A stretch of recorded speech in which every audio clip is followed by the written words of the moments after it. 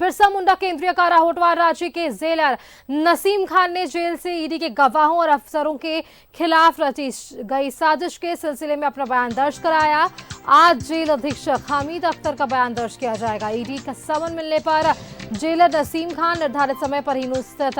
ED के क्षेत्रीय कार्यालय पहुंचे और ईडी के अधिकारियों ने उनसे परिवार और निजी संपत्ति का ब्यौरा मांगा था और इसके साथ ही सभी पारिवारिक सदस्यों की आमदनी और उसके स्रोतों की जानकारी ली गई और उसके बाद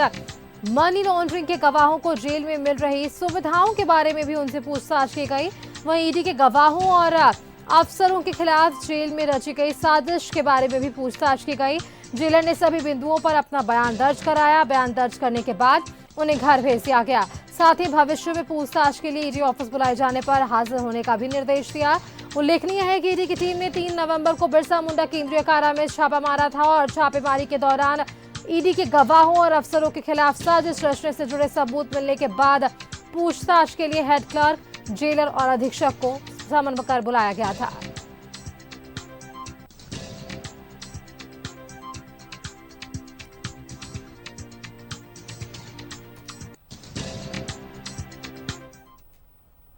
और इसी खबर पर और भी जानकारी के लिए हमारे साथ रांची से संवाददाता दीपक जुड़ रहे हैं। देखिए दीपक, ईडी गवाहों और अफसरों के खिलाफ साजिश रचने से जुड़े सबूत मिलने के बाद पूछताछ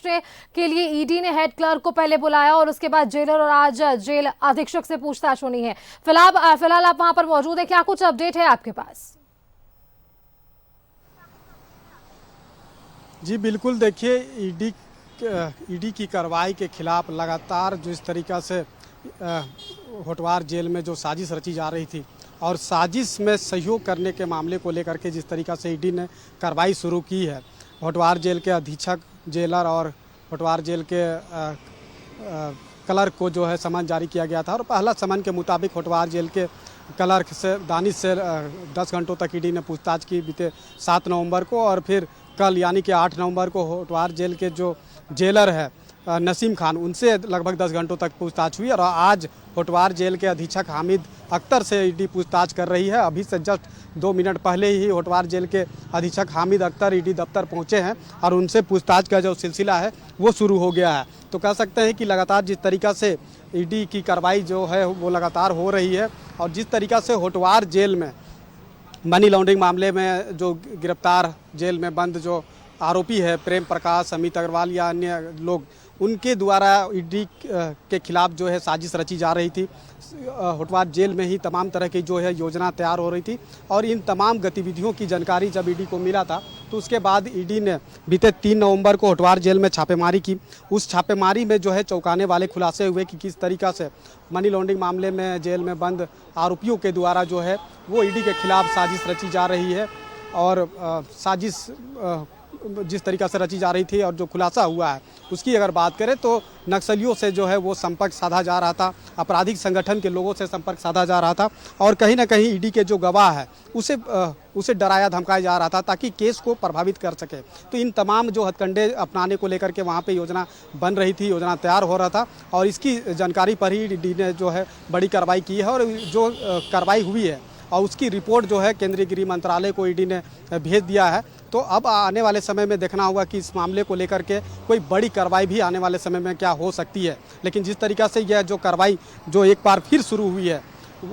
यह एक बहुत बड़ी कार्रवाई के तौर पे देखा जा रहा है कि होटवार जेल प्रशासन के खिलाफ जो है ईडी ने कार्रवाई शुरू की है। क्योंकि होटवार जेल में जिस तरीका से जो गतिविधियां बन रही थी, जो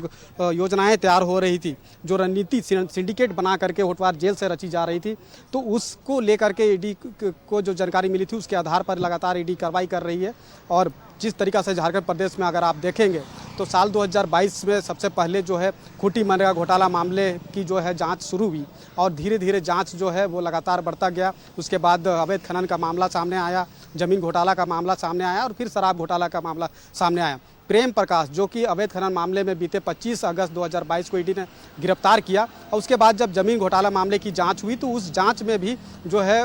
प्रेम प्रकाश की भूमिका सामने आया। उसके बाद जब शराब घोटाले मामले की जांच शुरू हुई और योगेंद्र तिवारी जो शराब कारोबारी है उसकी गिरफ्तारी हुई। तो जब उसकी जांच हुई तो शराब घोटाला मामले में भी प्रेम प्रकाश की भूमिका सामने आई। तो लगातार जिस तरीक़ा से तमाम मामलों में जो है प्रेम प्रकाश की भूमिका सामने आई, तो कह सकते हैं कि ये तमाम चीज़ों को लेकर, चूँकि प्रेम प्रकाश धीरे धीरे हर एक मामलों में जब उनकी संलिप्तता सामने आ रही है तो वो कहीं ना कहीं फंसते हुए दिखाई दे रहे हैं। तो ये तमाम चीज़ों को लेकर के जो है वो एक बड़ी योजना जो है जेल से रची जा रही थी, होटवार जेल से। और ईडी को कह सकते हैं कि ईडी के जो केस है उस केस को कमज़ोर करने के लिए, प्रभावित करने के लिए तमाम तरह के हथकंडे अपनाए जा रहे थे। ईडी के जो गवाह है उसे डराया धमकाया जा रहा था और ये सब तमाम जो गतिविधियां हैं होटवार जेल से हो रही थी। और होटवार जेल में जिस फ़ोन का जो इस्तेमाल हो रहा था उस फ़ोन को भी ईडी ने जब्त किया है, जो मोहम्मद दानिश जो कि होटवार जेल के क्लर्क का मोबाइल है, उस मोबाइल को भी जब्त किया है। तो उस मोबाइल के माध्यम से भी कई तरह के जो खुलासे वो जब जांच होगी तो उसमें सामने आने की संभावना है। लेकिन जिस तरीक़ा से अब 1 बाय 1 जब होटवार जेल प्रशासन के अधिकारियों से जब पूछताछ हो रही है तो इसमें भी कई तरह के जो चीज़ें वो आने वाले समय में सामने आ सकते हैं। तो अब देखना होगा कि जब ईडी की कार्रवाई इतनी बड़ी कार्रवाई जब हो रही है तो क्या जांच की आंच जो है वो और आगे बढ़ता है या फिर कार्रवाई जो है वो एक पूछताछ तक ही सीमित रहती है। लेकिन जिस तरीक़ा से ये कार्रवाई शुरू हुई है तो एक बहुत बड़ी कार्रवाई के तौर पे देखा जा रहा था, क्योंकि होटवार जेल में तमाम जो बंदी होते हैं वो जेल मैनुअल के तहत होते हैं और किसी भी तरह का जो है वहाँ पे कोई भी गतिविधियाँ या फिर योजना वहाँ पे तैयार नहीं हो सकती है। बावजूद इसके वहाँ पे ये तमाम तरह की गतिविधियाँ वहाँ पे तैयार हुई। तो जाहिर सी बात है कि अगर किसी तरह का योजना या गतिविधियाँ वहाँ पे होती है, किसी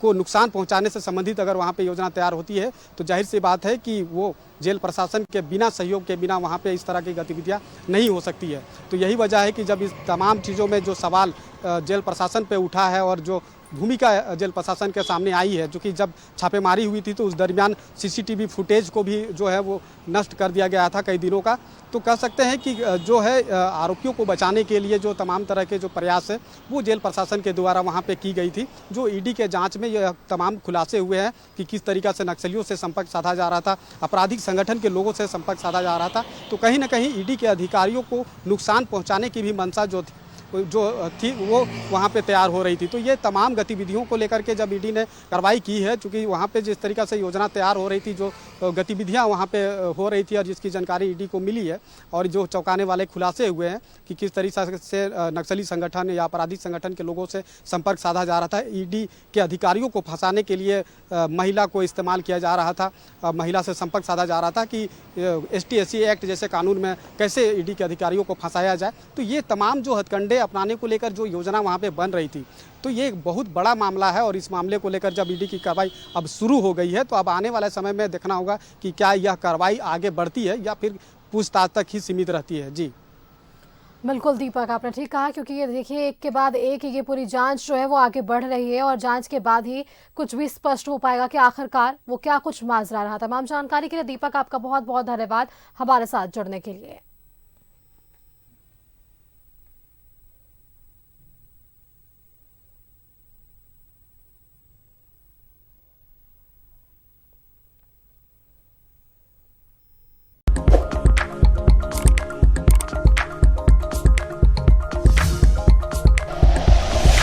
like and share videos, subscribe करें हमारा चैनल और प्रेस करें बेल आइकॉन। न्यूज़ 11 भारत, सच है तो दिखेगा।